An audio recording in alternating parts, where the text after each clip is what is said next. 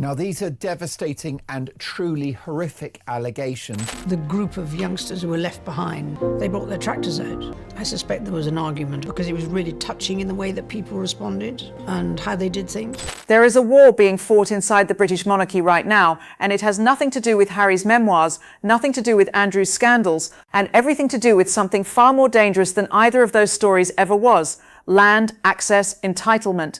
And a woman who has spent 7 decades watching this institution survive things that would have destroyed any ordinary family, who has now, according to those closest to palace circles, reached the absolute end of her patience. The name at the centre of this storm is Princess Anne. And the people she is allegedly watching with the kind of attention that makes palace aides uncomfortable are not senior royals, not working members of the family, not people bound by any duty to the crown whatsoever. They are private citizens. And one of them just received a property transfer that royal finance experts are calling one of the most significant and most quietly alarming financial moves this monarchy has seen in years. Before this story is over, you will understand why Balmoral, a sapphire ring, and a quiet document filed at the land registry are all connected to the same question: who truly controls the future of the British crown? To understand why any of this matters, you first need to understand who Princess Anne actually is. Not the version the cameras occasionally capture at public engagements, the real version. Anne Elizabeth Alice Louise, the Princess Royal, born the 15th of August 1950, the only daughter of Queen Elizabeth II and Prince Philip, is 74 years old and has never once lived for public approval. While her brothers generated international headlines for divorces, scandals, and self-imposed exiles, Anne kept her diary full and her name clean. More than 500 official engagements every single year, not occasionally, not in the years when the cameras were watching, but every year for decades, without interruption and without complaint. No memoir, no interview trail, no carefully managed rehabilitation campaign, just relentless, disciplined, unapologetic service to an institution she considers non-negotiable. Royal insiders describe her as someone capable of making a person feel 2 inches tall without raising her voice or changing her expression. She is not cruel, she is exact. And in a family that has been growing increasingly blurry around its own edges, exactness has become one of the most powerful and most unsettling qualities a person can possess. But what specifically has pushed Anne to the point where palace sources say she is no longer simply watching, she is acting? The answer begins not in a palace corridor, but on 50,000 acres of Scottish Highland land that the monarchy considers its most sacred private ground. Balmoral is not a tourist attraction. It is not a government asset. It is not managed by ministers or held in trust by Parliament. Balmoral Castle and its 50,000 surrounding acres in the Scottish Highlands are privately owned royal property, purchased by Prince Albert in 1852 for Queen Victoria at a cost of £31,500 and passed down through private royal inheritance ever since, entirely outside the reach of constitutional or parliamentary law. When Queen Elizabeth died on the 8th of September 2022, Balmoral passed directly to King Charles as his personal property. Not the nation's, his. And for Princess Anne, that distinction is not a legal technicality, it is everything. Balmoral is where she learned to ride. It is where she spent every childhood summer. It is the ground beneath her feet on the day her mother died. When questions arise about who is walking that land and under what authority, Anne does not engage with it as a policy discussion. She engages with it as someone defending something irreplaceable.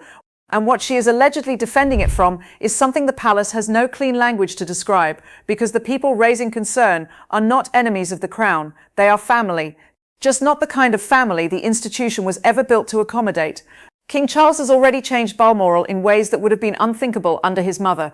In the summer of 2024, he opened the castle to public tours for the first time since its construction in 1855, a move that, according to royal commentators, sits uncomfortably with Anne, who believes the Queen would have opposed it firmly. In 2025, Charles expanded that program further, offering staff-led visits tracing the estate's history from Victoria to the present. He and Camilla maintain their own private retreat on the grounds, a property called Birkhall, separate from the main castle. Charles's approach has been modernizing, commercial, and deliberately open, but openness creates questions, and the question that is now being asked in senior royal circles, no longer in whispers, according to palace sources, but in direct conversation, is this: who exactly is treating this most private and symbolically loaded piece of royal land as their personal retreat? And do they have any right to be there at all? Because here is what nobody in the mainstream coverage is saying clearly enough: the people at the center of this concern are not working royals. They hold no titles, they carry no duties, and they have made no formal commitment to the institution that owns the ground beneath their feet. Camilla's 2 children occupy one of the strangest positions in the history of the British monarchy. Tom Parker Bowles, born 1974, and Laura Lopes, born 1978, watched their mother be crowned in Westminster Abbey. Their own children served as pages of honour at that coronation. And yet, as Thomas Mace Archer Mills, founder of the British Monarchist Society, confirmed publicly, Tom and Laura carry no royal titles, perform no official duties, and hold no formal standing within the institution whatsoever. In the eyes of the Palace Rulebook, they are private citizens. Tom is a food writer and author who has spoken openly and warmly about his mother's journey, describing her before the coronation simply as the woman who married the man she loved. Laura maintains a lower profile, working in the arts, married to Harry Lopes, largely outside the royal spotlight. But here is the question that palace insiders are now asking out loud. When private citizens have a mother who is Queen of England, where exactly does the line sit between family warmth and institutional privilege, and who is prepared to draw it? According to sources close to the situation, Princess Anne has not only identified where that line sits, she has reportedly begun making clear that she expects it to be respected. But before we get to what Anne is allegedly doing about it, there is a financial development that changes the entire shape of this story, and it happened so quietly that most people missed it completely. In early 2026, it was confirmed that Camilla had transferred ownership of Ray Mill House, her private estate in Wiltshire, to her children. She had originally purchased this property in 1996 following her divorce from Andrew Parker Bowles, paying £850,000 for a place her closest friends described as the one space where she could exist entirely outside the pressures of royal life. Land registry documents confirmed the property had been transferred to Harry Lopes and financier Jake Irwin, representing Laura and Tom respectively. Buckingham Palace made no comment. The transfer was registered without announcement and without explanation. Royal finance experts immediately divided into two camps. The first argued this was straightforward inheritance tax planning. Properties transferred more than 7 years before death typically fall outside the scope of UK inheritance tax, making early transfer a sensible financial decision with no deeper meaning.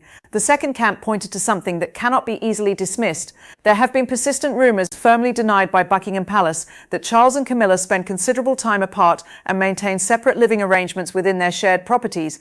If those rumours carry any substance, transferring Ray Mill House out of Camilla's personal name would provide her with significant financial protection in the event of a formal separation. And there is one more layer that makes this transfer impossible to ignore. Prince Andrew's financial situation, if it deteriorates to the point of bankruptcy proceedings, could trigger legal examination of King Charles's personal finances, including any private loans or financial arrangements between them. Suddenly, a quiet property transfer does not look like routine planning. It looks like preparation, and someone very close to the center of this institution appears to be preparing for changes that have not been announced yet. What those changes are, and what they mean for William's future, is where this story becomes truly alarming. Balmoral will pass to William. That is the legal and institutional reality. When Charles is no longer king, the estate transfers to the next sovereign, and the next sovereign will be Prince William. But between now and that transfer, Camilla's emotional and practical connection to the estate requires clarification that nobody inside the palace has yet been willing to put in writing. Birkhall is on Balmoral ground. Camilla considers it home in a way that goes beyond official designation. And with her personal property now transferred to her children, the question of where exactly Camilla lives and under what formal arrangement becomes significantly more complicated. Add to this the reported concern among senior royals that informal access to royal residences, the kind that begins as a family visit and quietly becomes an assumed arrangement, is no longer being managed with the clarity the institution requires, and you begin to understand why Princess Anne is allegedly paying the kind of attention to this situation that makes people around her uneasy. Because Anne has spent more than 5 decades navigating royal security protocols, institutional boundaries, and the difference between family privilege and royal entitlement. She understands better than almost anyone alive what happens when those boundaries are allowed to blur, and according to those watching closely, she has no intention of allowing them to blur here. The history between Anne and Camilla adds a layer to this story that most coverage refuses to acknowledge directly. Before Camilla ever became romantically significant to Prince Charles, her first husband, Andrew Parker Bowles, had dated Princess Anne in the late 1960s and early 1970s. They moved in the same circles. They were linked. They each married someone else in the same year, Camilla married Andrew Parker Bowles, Anne married Captain Mark Phillip. This is not gossip, it is context, because it means the relationship between these two women has never been a simple one and has been managed with extraordinary discretion for decades. Anne attended Charles and Camilla's wedding in 2005. She has appeared beside Camilla at public engagements projecting respect and warmth. In November 2024, she bestowed an honorary doctorate on Camilla at the University of London, a formal act of recognition that carries genuine institutional weight. And yet at that very ceremony, when Camilla invited Anne to enter the room ahead of her, Anne quietly and firmly declined, insisting on following protocol exactly as the rules required, entering after the Queen rather than before. One small moment, one enormous signal. Anne respects Camilla as her brother's wife and as the Queen consort, but that respect, sources suggest, does not extend to Camilla's adult children operating within royal spaces, as though the obligations that govern everyone else simply do not apply to them. And now, with William's inheritance directly in the frame, Anne's position has moved from personal to institutional. That shift changes everything. Princess Anne has spent her public life arguing for exactly one thing: a monarchy defined by its obligations, not its privileges. She has publicly advocated for a smaller working royal family with clearly defined boundaries. She has opposed the expansion of royal titles to new generations. She has built her entire identity on the principle that proximity to the crown means accepting its weight, not simply enjoying its protection. So when she reportedly observes people who carry none of those obligations moving through the most private spaces the monarchy possesses, spaces that will soon belong to William, spaces that carry the weight of her mother's final years, spaces governed by security protocols that every additional non-working individual complicates, she is not simply expressing personal discomfort. She is, according to those closest to the situation, raising an institutional objection. And in royal circles, an institutional objection from Princess Anne is not something that gets quietly filed away. Everything in this story is converging on one question that every senior royal is trying to answer right now. What does this monarchy look like in 5 years?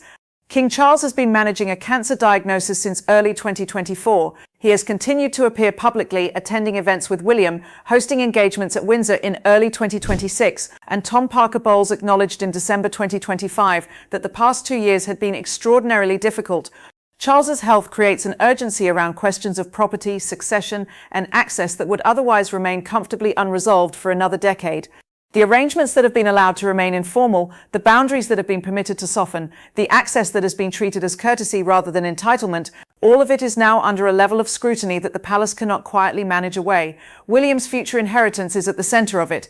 Anne's institutional authority is being brought to bear on it. And a property transfer registered without announcement at the land registry has made it impossible to pretend that nobody inside this family is planning for significant change. Princess Anne has watched this institution survive abdications, divorces, wars, and the kind of modern scandals that would have ended lesser families. She has never flinched. She has never retreated, and she is not about to start now, not when the estate her mother loved, the boundaries her institution requires, and the future her nephew will inherit are all sitting inside the same unresolved question. The line is being drawn, and according to everyone watching this situation closely, it is Anne's hand holding the pen. Subscribe now and hit the bell so you do not miss what comes next, because the next video goes deeper into the assets, the legal arrangements, and the alliances forming around William's future crown. It is a story the palace is not ready to have told. This is Royal Pulse, where the truth behind the crown is never left unspoken.